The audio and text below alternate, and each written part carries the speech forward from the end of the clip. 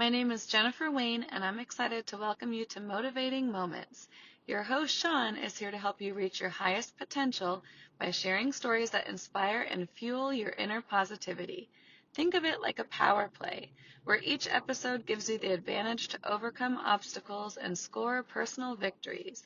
The positivity we create here is contagious, passing to your friends, family, and community. Let's keep passing that positivity and shoot for a brighter, more positive future together. Hey, listeners. Tonight we have a very special guest, my friend Tyler Summers. He's an accomplished musician from Langley, British Columbia. He currently resides in Nashville, Tennessee. Today he is going to discuss his path to developing his new app, Infinite State. Welcome, Tyler. Thanks for having me, Sean. I appreciate it. Honored to have you. Actually, if we have time at the end, I would like to pick your brain on some tips for the podcast because I listened to a couple of your podcast episodes from 5 years ago. Yeah, that was a fun run. I ended up interviewing some really awesome people. They would come to your house, wouldn't they? Yeah, we would they would come to my I built this really beautiful table, and they would sit on the table and we would just talk for an hour and a half or 2 hours, and it was really fun. It was mostly musicians. I had a few authors on there, but it was people that had really fascinating stories. You know, musicians, we all kind of have our struggle stories to get to where we are, and everybody does, but musicians have kind of an interesting path to get there. So it was really fun interviewing people. I listened to the episode with Emily Yeah, because Emily. Emily's my favorite singer. Oh my God, she's incredible. She is incredible. And she's an awesome human being too. I saw her do there's a venue here in Nashville called Third and Lindsley, and I saw her and actually played with her. We did a Whitney Houston what's her name? Bette Who's the one Midler. the she sang The Rose, Bette Midler. We did a Bette Midler Whitney Houston night, and she sang every single song off of two records in the original keys. I mean, I she almost went to that show. were you at that show? No, because I live in DC, but I thought about going. Yeah, she's done it a few times. I've only done it with her once, but man, some of those Bodyguard soundtrack songs with the key changes, and she nailed every single one, and she sang her butt off all the way to the end. She's incredible. Yeah, I saw her this past fall when she did the Annapolis, Maryland Songwriters Festival. Oh, nice. Good. She was opening for Natalie Hemby. Yes, Natalie's great too. Her one woman show is so great. And what she said about Emily was so amazing. She said, "You guys need to come just to see Emily, and I should be opening for her." It was such high praise. Yeah, it's crazy that Emily is not a superstar because I don't know of anybody that quite sings like her. She's going to be a guest on a future episode of my podcast. Good. Well, I'll put it in a good word if I see her. Thank you. Before we get started, I like to ask all of my guests what they're grateful for. Hmm. Man, there are so many things. The gratitude process is one of the most important things I think as human beings that we can do. Right now in this moment, I am grateful for the most peace I've ever felt in my life. I'm grateful for my beautiful wife that I got married to this year. And I'm just grateful. I'm scared and nervous moving into a new industry and new into stuff, but I'm really grateful for the signs that I'm receiving that I am moving in the right direction and that I'm able to do something to help other people. That's probably, definitely my wife, my peace, and then the ability to help people heal and help people kind of grow as human beings. That's awesome. I was listening to your fractals last night on the app, and I kept thinking, I didn't remember how soothing your voice is. Oh, It's so great for Audible books. yeah, I've definitely, if I write a book, which I plan on doing, I definitely will be narrating it myself.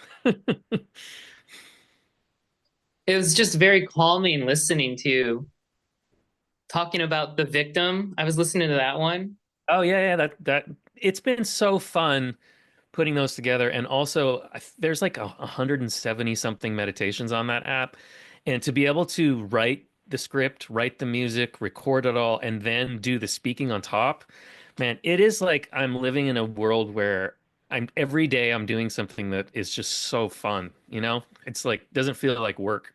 Feels like it's destiny to be able to take people on these journeys and share knowledge, fractals of wisdom that I definitely have picked up from all these amazing teachers. That's amazing. Well, today I am grateful for the people I work with.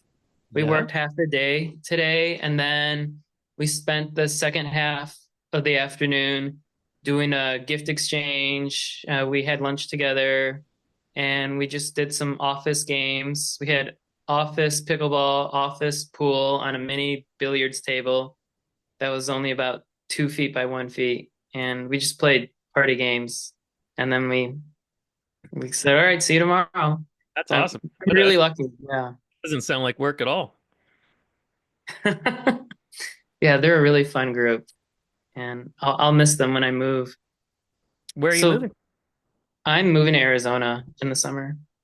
Good for you. I love Arizona. I have a couple of friends that live out there. It gets pretty hot, but when it's in the wintertime, it's pretty fun. Is it? Yeah, I've never been there. Do I you have really a favorite? like I really like Flagstaff, um, Okay. and considered moving there actually. I just fell in love with it. It's like it's the weather's almost perfect year round, doesn't get too hot, and it's up in the mountains, like elevation, it's up high. And the downtown is like super quaint and cool, and there's a lot of like mindful energy in that area just because you're in the desert. And it just felt like I felt this kindred yearning to go back there. So I'm trying to convince my wife to move there, but she doesn't want to move to a smaller town. So maybe someday. Yeah, that'd only be 90 minutes from me, so I'll have to go there. Check it out. And Sedona is really great too. You're gonna love Sedona. My mom told me I definitely have to go to Sedona. What's your favorite golf course out there? I haven't played golf in Arizona. I played a little bit in Vegas. I played a lot in Palm Springs, but Hmm. I've never played. But I have a really good friend that lives in Vegas, and he plays golf all the time in Vegas. And I'm assuming there probably would be amazing courses in Arizona too. Is Yeah, I'll that try and sneak onto TPC Scottsdale. Yeah, is that why you're moving there to play some golf? No, I'm I'm moving there because it's a hot real estate market. Is it really interesting? Yeah, out of all of the choices that they gave me, I think I put Phoenix and Charleston as the top two, based on real estate appreciation. Good for you, man. That's a very good thing to do. I mean, Nashville, I'm glad I bought my house when I did here because it's been a very smart move. Yeah, I wanted to buy in Germantown and be really close to the sounds, but I just couldn't justify giving up everything and moving there and paying a premium. Yeah, I think it's kind of topping out right now. I'm seeing values kind of going down, and I watch real estate markets all the time. So seeing that, there's 25,000, 30,000 price cuts, it's starting to make me a little nervous. Not for my situation, but just I'm seeing that Nashville's topping out a little bit. Oh, it's gonna start plateauing. Okay. I mean, that's what I'm seeing, and I pay a lot of attention to the financial markets. Believe it or not, I'm a cryptocurrency nerd, and I've been in it since 2017. So I'm seeing the real estate market here tapping out. But what part of Arizona are you going to move to? Phoenix? West Phoenix, Glendale. Yeah. Awesome. You're gonna love it, man. That's gonna be so great. Sorry to get sidetracked. What's in your golf bag right now? You know what? I haven't played golf in probably 2 years. Oh Uh, no. yeah, But that's okay because you've been doing other good things. yes, I have. I think I'm pretty burned out from golf. I mean, I've started when I was really young, and I tried to do some in college. Like I considered doing it in college. I was never really that good enough. I didn't love it that much, but my dad and grandpa loved it, so I played with them all the time. But the only golf I've done recently is Top Golf, which was fun. But yeah, I haven't played. I've kind of lost the bug for it, to be honest. Wow. Do you know? I gotta look on my wall. Yeah, yeah. I have a bunch of musicians on my wall. So like I justified not going. Remember when Martina McBride had her exhibit at the Country Music Hall of Fame? Yeah. I never went, and I justified it with most of the stuff I already have at my house. Oh, that's funny. You got your own museum. Yeah. Do you know Griffin House?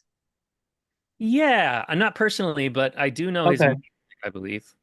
He's really good too. I think he played in college, and he's gonna be in Virginia Thursday, so I'm gonna go see his show. Oh, nice. You gonna take him out playing? No, it's like 30 degrees here. Oh, right. That makes sense. I'll take him out when it comes to Phoenix. Man, I played golf. I played golf in like below freezing to the point where with my dad one time where the ball, like the ground was so frozen that your drives would be like 320 yards. And I literally, there's a picture of me standing in a frozen puddle in the middle of a sand trap hitting the ball. It was so, it was miserable, but that's how much golf we played back in the day.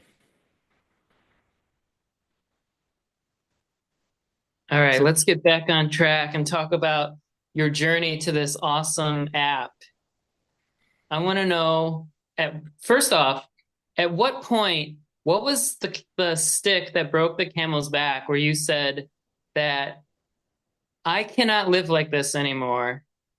I have to make a change. That was like 4 or 5 years ago for you, right? yeah, it was 2000, like 2018, late 2018. Yep. It was trifecta of, they always say that the rock bottoms come in threes. And I had a really close friend move away. Um, I had a application for a green card to stay in America denied. Um, and then I was going through a breakup. Looking back on it now, it's like, you point blames, you point fingers, you play victim, like I said in the podcast the other day. And I was in my therapist's office because I had started therapy, and I was still in that place where I was trying to impress my therapist. And at that point my body just it was like we've had enough, and I had a panic attack thankfully it was in my therapist's office. And I always say that your body won't do anything or show you any stress or show you anything until it knows that there's somebody there that can help you through it. And thankfully it was in that moment. And from that point on, I realized, okay, there are some things that I need to look at, and I need to start managing my emotions. I need to start taking ownership of my life. I need to start really figuring out what it is that I've been suppressing and pushing down. And I'd like to say that I came out of that appointment and everything was fine. But for the next 2.5, 3 years, I really did the work that allowed me to be who I am right now, and be the person that I am right now, which I'm very grateful for. But also, it led me to a place of during COVID was when it really hit me because I lived by myself. I had a cat, and it was just me and my cat, and I'm sitting in this house in Tennessee, and I'm realizing that I can't go anywhere. I couldn't go home to Canada because the borders were closed. I could barely even go to like a grocery store because you weren't allowed to. So I decided during COVID that I was going to move my attention inward as opposed to going somewhere on vacation. I was like and it definitely didn't feel like a vacation when I did it, but it was a time where I was meditating very consistently for long periods of time. And I would take certain emotions and certain things in my life, like victimhood or like depression or envy or jealousy, and I would take like 2 months and really focus specifically on these different emotions to try to allow them to surface. Because as I've learned is anytime something happens to you or a trauma happens, it gets stored in your body, and you have to process that emotion that comes up when that trigger happens. So it was a lot of crying. It was a lot of shaking and breaking up energy and breaking up fascia. And I just really stuck with it. And I arose out of COVID completely different human being. Now, I still had a journey to go from there, but COVID was my time where I had the time because, I was doing music work in the house, but there's nowhere to go, nowhere to be. It's just you're stuck, and you either watch TV or you journal and you meditate. And it's like I really took that time to do that. And it's been the most valuable period of like 8 or 9 months, I think, in my entire life was that COVID time. And I promised myself that I would emerge a different person when everything opened back up. And I did. I really, really did. And from that point on, I realized I don't want to call it an ego death, but a lot of my problem in life up until that point was surrounded by ego. And I realized that I I I just didn't feel certain energy towards certain things anymore, like blaming others and writing songs that are pointing fingers at people. I just felt this really shift of energy where it was now my turn to give back. And that is what it looks like now. And that's what I'm going to devote the rest of my life to. And I realized that my whole goal in life is to be a resource for the younger version of myself. And that includes a lot of the creatives in the world that struggle, a lot of creatives that are addicted to different substances or different things. And I realized that I need to be a vehicle or a vessel to help those people see what's on the other side because it's freaking awesome and life is really great. And when you get to a place where you can sit inside of the suffering if things don't go your way, and you can look at it and know that there's a reason, know that it's God or the universe, and they're really sitting there and they're saying, you have to move through this. You will move through this. If you need to grieve it, you grieve it. You feel the emotion. And then every single time that I've done that since, something on the other side is always much, much more incredible than in that moment. And I'm currently in one of those moments right now because I play music on a television show for a former politician who now is going to be an ambassador to Israel. And the television show basically just got canceled. So I'm in a position of, okay, that's going away. And I have to believe that God has another plan for me. And I have to believe that I do believe that it is this app. And it was kind of his way of nudging me and saying, get this thing out there because it's going to help people. And it already is. And I'm already getting emails from people. I had one lady message me and say that she had anxiety and high blood pressure. And she did one of the meditations and she took her blood pressure after. And it was like 20 points down. So even helping one person, to me, that's my goal going into this. It's one person at a time. I'm going to do this for the rest of my life, and hopefully I'll live 50 or 60 more years, and I'm going to be doing this till the day I die, and I'm going to be learning, and I'm just going to be trying to help people one thing at a time. So I know that's a long-winded story of how I've come to this place, but I'm sure that there's people out there that are listening to this, and it's ringing true in their mind of, oh man, that seems very similar, and I think we're all on journeys like this. I'm going to send this to you so that you can send it to all of your listeners from your podcasts. It's like Tyler's back, podcasting. Yeah. It's great. They're going to listen to it. I'm going to send it to my 15, 20 listeners. Hey man, it all starts somewhere. I just started my YouTube channel and it's like not even a month old and I'm just putting stuff out every day and I've already got like 35 subscribers and it's like and then I look at my Instagram account from when I was a musician and it's like I built that over the years and it's 15,000 and now I'm looking at 35 going, what is the world doing to me? But then I realized you just got to do it. You just got to start. So I'm sure that you'll pick up a whole lot of people as you just keep doing these. I like how you're a very big believer in everything happens for a reason. And my reason for making the podcast is just for my friends to connect the dots. A lot of what you say resonates with in episode 4, my friend Ricky came on here and he was telling a story about a person who fell from a tree and he broke his arm. So at the time, you thought that was a bad thing, but in retrospect, it was a good thing because it saved that person from climbing higher in the tree to fall to their death. Because he's saying that when something happens to you, you don't really know if it's good or bad. And that's something like when you said that the show was canceled, so that opened up your schedule so you could focus on your app. Yeah, I mean, I wasn't always this way. I used to call it, well, I call it, Murphy's Law, but we had a saying growing up in my family. It was called Summer's Law.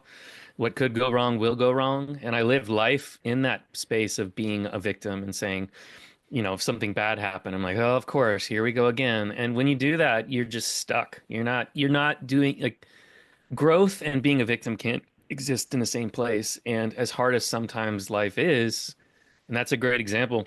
There's a really great fable, and I'm sure you've heard it, and I'm gonna totally paraphrase it. I should have it by memory by now, but it's about this.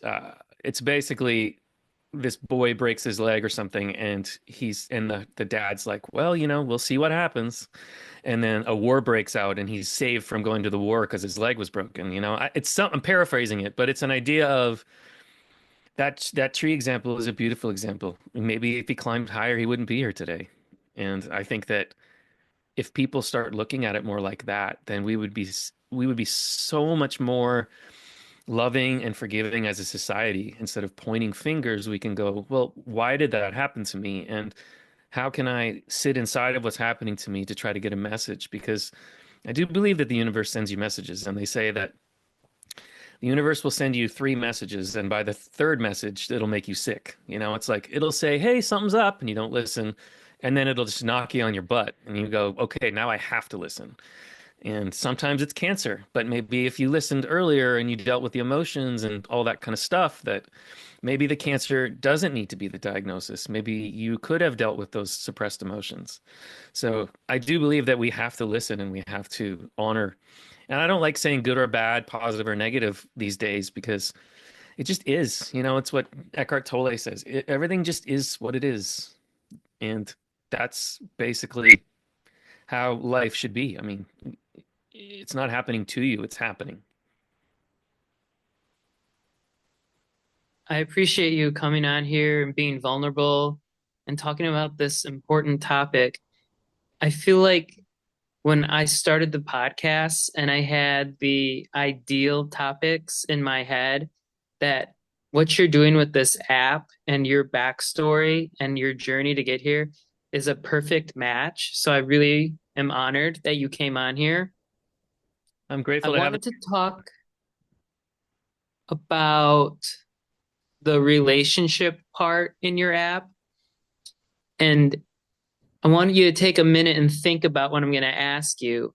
So I'm going to move in 6 months to July, and you can probably draw from personal stories that have happened to you.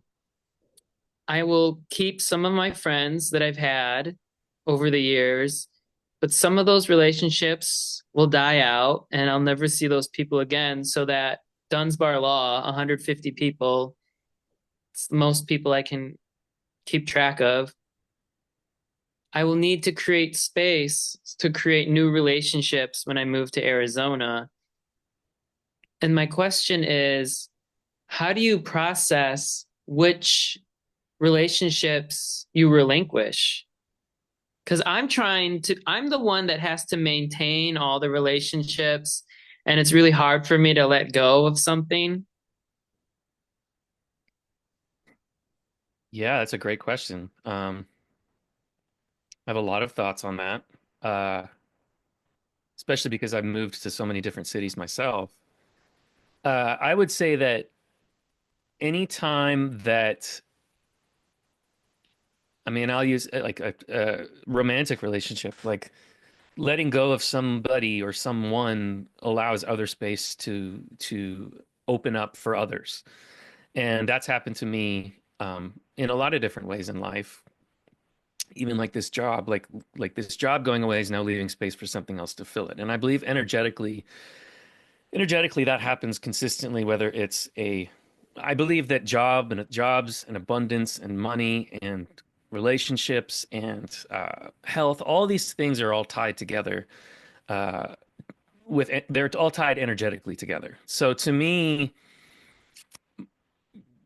it would be a situation where if you're moving to a new city, it sounds like you want to leave space for new relationships, which is great.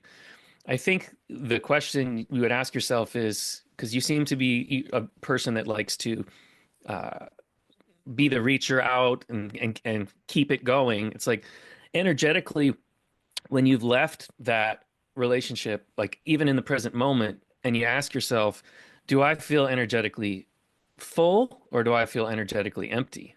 And I've had that happen a lot as I've gone through this work where I realize that I'm sitting and having coffee and there's somebody on the other side and all they're doing is telling me about all the things and the problems that are going on in their life. Because when you do this work, you become a much better listener and you become a much more empathetic person.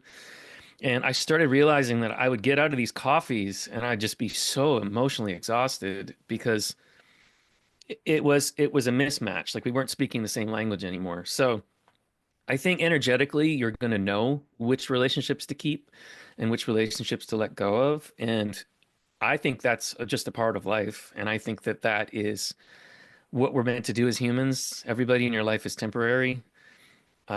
And I only have, my really, really close best friend is having a baby, and we had a party for him or his wife, like a shower and a birthday party the other day. And I've known him since I was 17. And no matter what happens in life, if we drift apart, which we have, we're like brothers, you know. It's like we're always there for each other, and that relationship is one of those solid.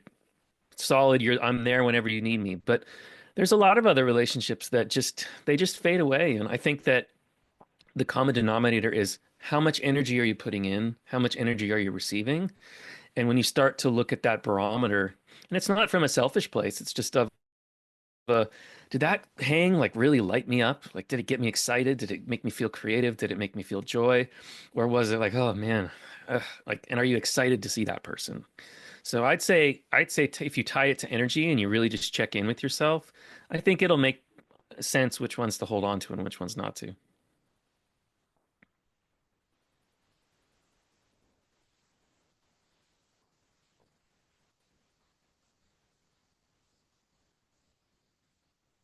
Thanks, Tyler. We have time for one last question. When I was talking to a public speaker, he's a motivational coach. He said one important tip when I was getting my podcast started was that each episode should have a call to action for the audience. And I think you've definitely accomplished that. Thank you for helping me with that. Yeah, thank you for asking that question. Thank you for being vulnerable yourself. What other tips as a podcast veteran could you provide? I don't know if you've listened to any of the episodes yet. Of yours, Yeah. I listened to a part of the one you sent me, but I love that you do it. I love that it's like 30 minutes long. And I love that you have a set sequence of how did you get to this point kind of thing. And you allow people to, because I was very much similar when I had my music podcast or just talking to interesting people was um, one of the things that I learned is how do I get out of the way? And early on, if you listen to my early podcasts, they're not good because I just wanted to talk and talk and talk. But I realized that if you can make somebody feel safe and just get out of the way, it's going to be interesting. I have noticed that. How Yeah. did I do today on just letting you express yourself? I think you did great, man. It's weird to be on the other side. Usually I'm the one asking questions. I've I've actually never been a guest on anyone else's podcast, so I don't know how I would feel doing a majority of the talking. Well, you never know. It's like some people are destined to pull beautiful nuggets out of somebody else's consciousness, you know, and some people are meant to share their story, and sometimes you can do both. I think that that can be a beautiful journey either way. I think we as humans do both, but sometimes we tend to move. You know, I'm still that guy that likes to make somebody feel safe and ask questions. So it is weird to be talking about my own journey, but man, I think it's a gift that you have the ability to just sit there and allow somebody to just kind of share their story and share what they think and what they believe. And it's just such a great way to listen to a conversation. And I think that's why podcasts have become so popular. I hope that everyone that's listening in goes and downloads Tyler's app, Infinite State. I was showing some of my friends today, and they were very impressed with the graphics. Oh, And thank I you. said, that's what you can do when you have experience in web design. Well, and you know what's really interesting is all the tools that I use for that app, it looks a lot cooler than I'm able to do because of the AI and stuff that exists now. I just did that all with Adobe Express. And it's just so, or Canva you could use too. And it's so conducive to, I guess I was creating and I created the logo and all that stuff. But man, the tools that you can build now, like build these things. I've always wanted to build an app, but I just was so intimidated by it. And now with the tools available, it's anybody can really do this, to be honest. Just like anyone can do a podcast. Yeah, anybody can do a podcast. I mean, how many millions or billions of podcasts are out there? There's a lot. And one of the biggest pieces of advice that I was listening to about how to have a successful podcast, and you look at a guy like Joe Rogan, it's like consistency is king. Most podcasts don't make it past 5 or 6 episodes, and if you keep going, keep going, keep going, you're only going to get better. It's only going to be more interesting, and you're going to keep showing up for the people that want the podcast.